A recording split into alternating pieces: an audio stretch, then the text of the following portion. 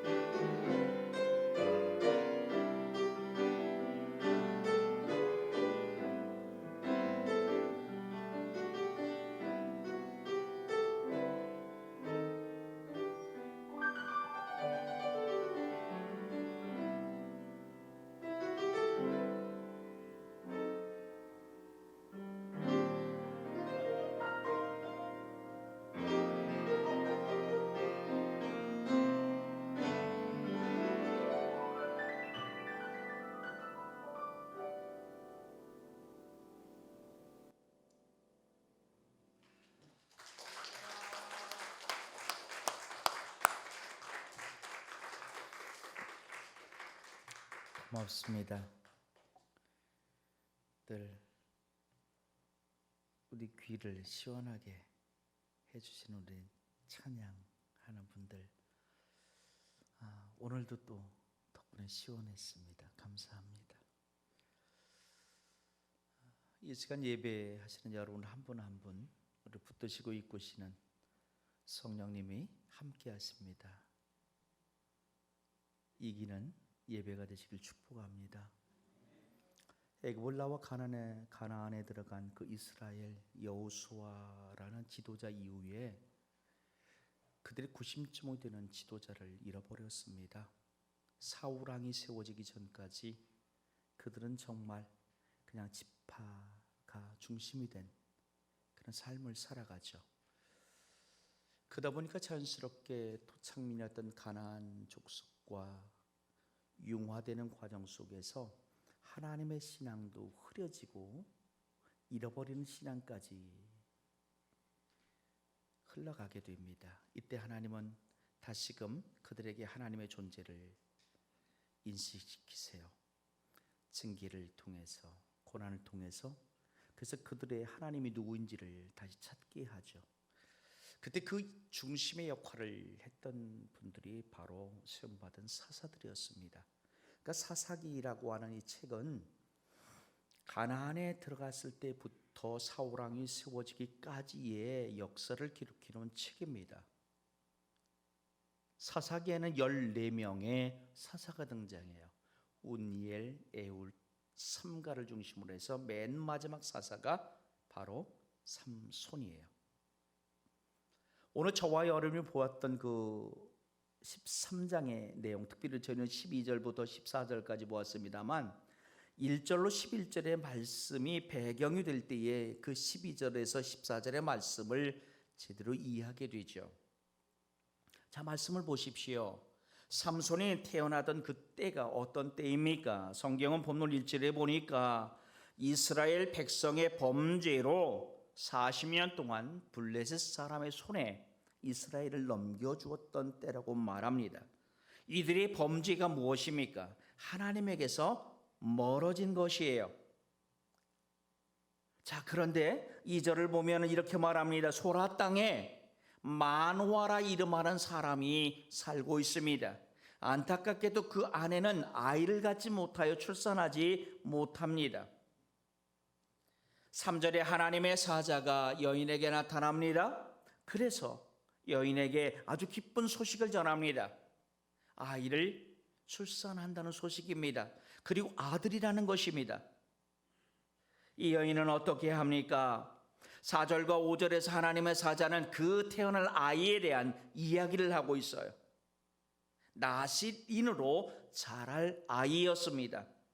6, 7절에 보십시오. 아내가 남편 마노에게 하나님의 사자를 만난 사실, 하나님의 사자가 전한 그 말을 그대로 전하고 있습니다.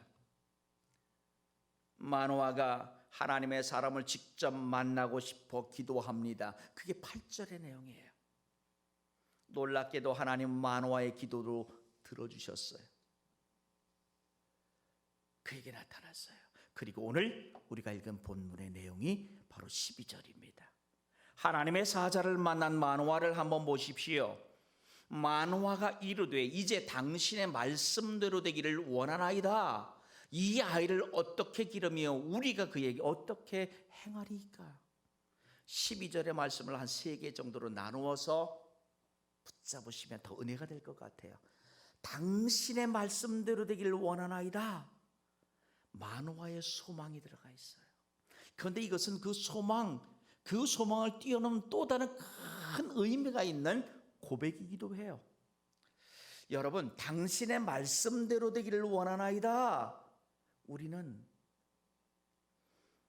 신약에서 이와 같은 고백을 했던 한 여인을 떠올리게 되죠. 누굽니까? 누가복음 1장 38절을 보세요. 마리아가 이르되 주의 여종이오니 말씀대로 내게 이루어지이다. 말씀에 대한 확신이죠. 그리고 말씀의 확신 앞에 겸손히 무릎 꿇는 마리아. 더하여 오늘 우리가 마노아를 보게 됩니다. 그는 정말 신실했던 사람인 거예요. 결국 이 말은 무슨 말이에요? 주여, 당신의 말씀대로 이루시옵소서. 나는 당신의 말씀을 믿고 의지하오니 그 말씀대로 되기를 원하나이다. 이렇게 고백하고 있어요. 그러면서 마노아는 하나님의 사자에게 자기의 아내에게 지시했던 그 말을 다시 말해달라고 요청을 합니다. 그게 뭐예요? 이 말이에요. 이 아이를 어떻게 기르며 라는 이 말입니다.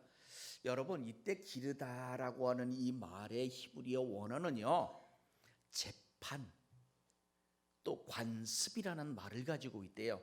그래서 직역을 하면은, 우리는 의역으로 저 말을 지금 개역 성경을 쓰고 있지만 이렇게 된대요. 그 아이의 관습은 무엇이 된 것입니까? 민수기 6장 2절 이하에 보면은 나실인의 규례를 이야기하고 있어요. 하나님께 바쳐질 아이는 이렇게 기르라는 것이에요. 지금 마노아는 참 신실한 사람이에요. 그 하나님의 사자에게 뭐라고 말하냐면은, 저 아이를 양육을 하는데 어떤 하나님 말씀을 적용해야 됩니까? 이런 말이에요.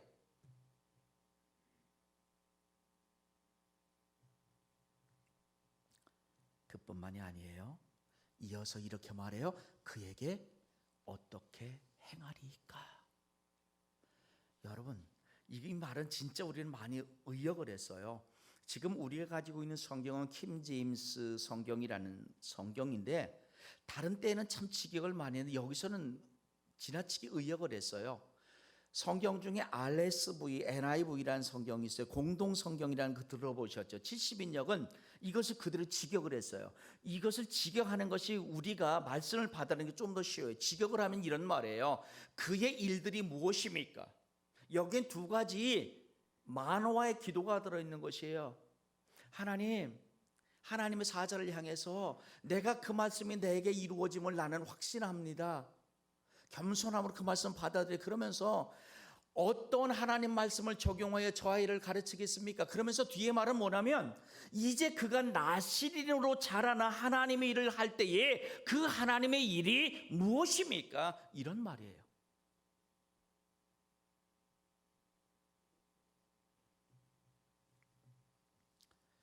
즉, 이 12절에 있는 하반절 쪽의 말씀은요, 부모로서 양육자에 대한 기도가 아니라 양육자로서의 기도와 더불어 하나님의 부름을 받은 사역자의 기도가 들어가 있는 거예요.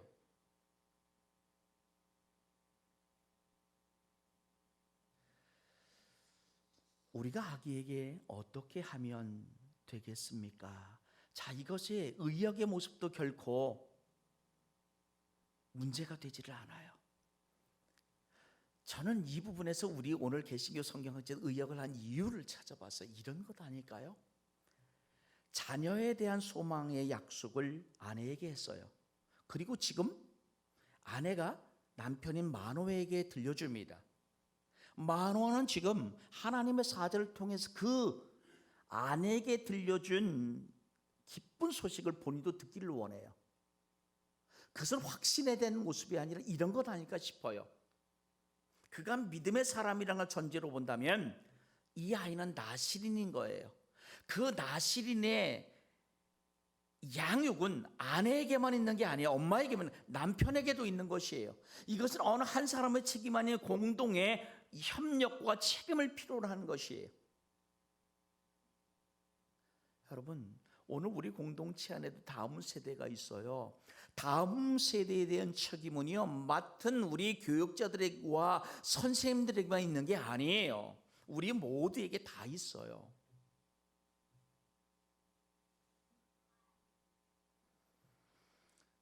또 하나는 이 마노아의 물음에 대해서 우리에게 또 다른 깨달음을 주는 것이죠. 그게 뭐냐? 하나님의 은혜를 어떻게 받아들이고 어떻게 사용하느냐는 거예요. 일반적으로 아이가 없는 가정에 아이가 생겨서 이게 하나님 은혜잖아요. 그런데 더 중요한 것은 그 하나님의 은혜로 얻은 아이를 어떻게 자라게 해서 그 자란 아이가 어떻게 하나님의 사람으로 설까가 더 중요한 것이죠. 그러므로 여러분, 오늘 우리가 다음 세대를 위해 애쓰고 노력해야 될 것은 여기에 있어요. 어떻게 하나님의 말씀으로 그들을 양육할 것인가에 대한 기도뿐만이 아니라 그들이 어떻게 하나님의 자녀로 자라나 그 일을 감당할 것인가에 대한 아주 고귀한 숭고한 기도가 우리에게 있어져야 될 줄 믿습니다. 하나님은 우리에게 몸과 영과 물질을 주셨어요. 이것을 어떻게 사용할 거냐는 질문과 다르지 않아요. 특별히 자녀를 주신 하나님, 이 자녀를 어떻게 양육할 것인가? 자녀가 곁길로 나갈 적에는 그 자녀로 하여금 다시 제 길을 갈 수 있도록 이끌어줘야 될 것이 부모의 역할이죠. 그래서 만화는 지금 기도하는 것입니다. 이렇게 기도하는 거잖아요. 하나님, 내 자녀가 나시린이 되었어요. 이제 온전히 당신께 바쳐질 것입니다. 우리가 어떻게 이 아이를 인도하여야 되겠습니까? 라는 질문인 거예요. 이게 이 12절의 숭고한 만화의 기도했던 거예요. 13절에서 하나님의 사자가 말합니다. 내가 여인에게 말한 것을 그가 다 삼가라는 것이에요. 여인에게 말한 것이 무엇입니까? 앞절에 나와 있는 그 4절과 5절이죠. 그죠? 이 4절과 5절. 4절의 말씀을 보세요. 이렇게 말하잖아요. 너는 삼가 포도와 독주를 마시지 말며 어떤 부정한 것도 먹지 말라. 5절에서는 아이를 향해서도 당부하고 있는 것이 있어요. 결국 이 13절에서 말하고 있는 것은 이런 겁니다. 모든 것으로 하여금 여자가 알게 하라는 것이, 그리고 그것을 지키게 하라는 것이. 어떤 때 모든 것을 지킬 수 있어요? 깨달을 때 가능한 것이에요. 그것을 이야기해요. 깨닫고 그것을 지키라. 그런데 여러분, 여기에 이것은 아내에게만 해당이 될까요? 아니잖아요. 이미 10절에 답이 나왔어요.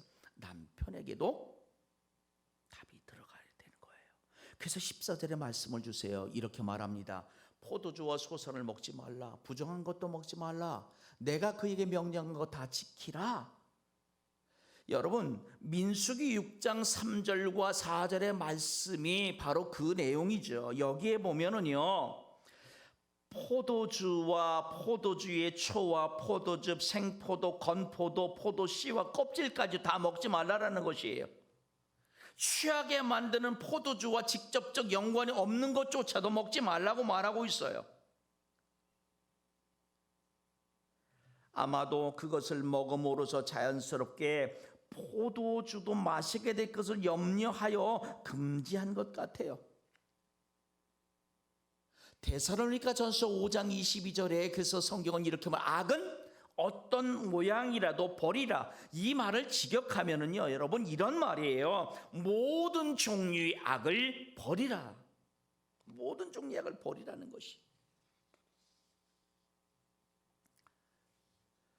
포도주와 독주를 마시지 않도록 주의해야 되는 것뿐만이 아니라 이 부모는요, 포도나무의 소산조차도 먹지 않도록 하라고 지금 하나님 말씀하고 계세요. 즉, 하나님께 바쳐질 나실인 하나님의 자녀를 잉태한 부모는 자녀의 양육 이전 먼저 자신을 깨끗이 해야 된다는 것을 가르치고 있는 거예요. 죄를 범하는 게 문제가 아니라 죄를 범하기 쉬운 그 근처에조차 가지 말라라는 것이에요. 오늘 저와 여러분이 어떤 존재들이에요? 저와 여러분이 예수 그리스도를 잉태한 사람이에요. 예수 그리스도를 품고 있는 사람이에요. 그렇다면 오늘 저와 여러분 영과 육의 더러움으로부터 자기 몸을 깨끗이 지켜야만 되는 사람이죠.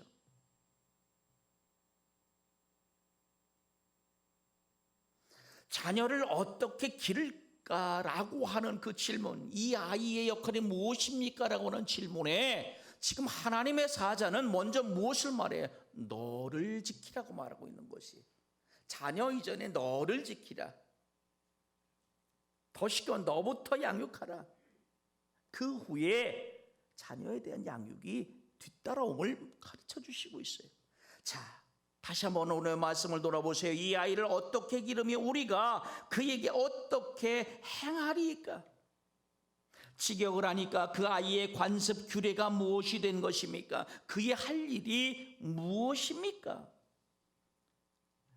여러분, 이 거룩한 만호의 질문은요, 장차 태어날 아기에 대한 소유권과 양육권에 대한 질문이에요. 저는 이것을 쉽게 우리가 얼마 전 나누었던 그 모세 이야기에서 한번 찾아보려고 합니다. 여러분, 출애굽기 2장 2절의 말씀에 아주 재미난 말씀이 있어요. 한번 같이 읽어보겠습니다. 그 여자가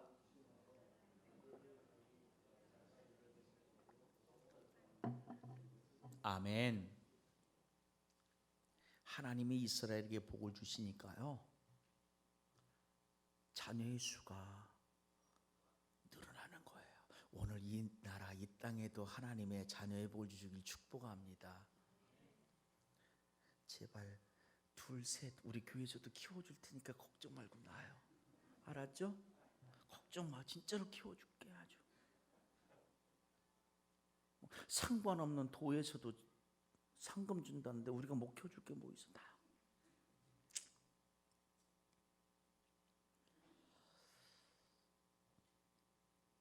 이 얘기하다 그랬죠.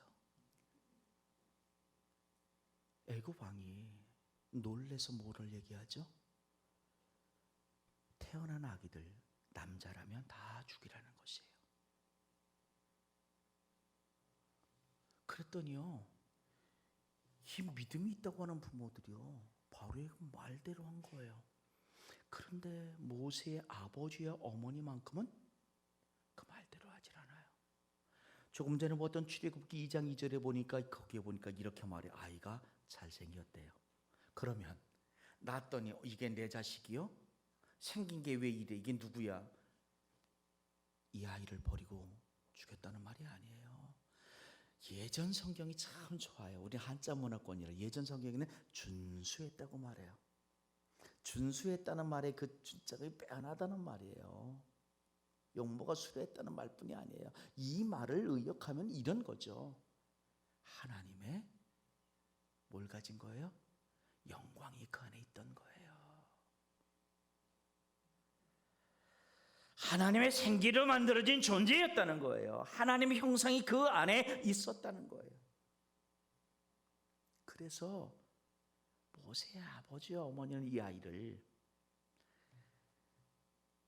내 것인 하나님의 것임을 깨닫게 되었고 그 아이를 기르게 됐던 것이에요. 오늘 우리 자녀가 내가 낳았다고, 내가 기른다고 내게 소유권이 있는 게 아니에요. 하나님이 주신 선물이에요. 잘 양육하시기를 축복합니다. 또 하나는 바로 양육에 대한 질문 아닙니까?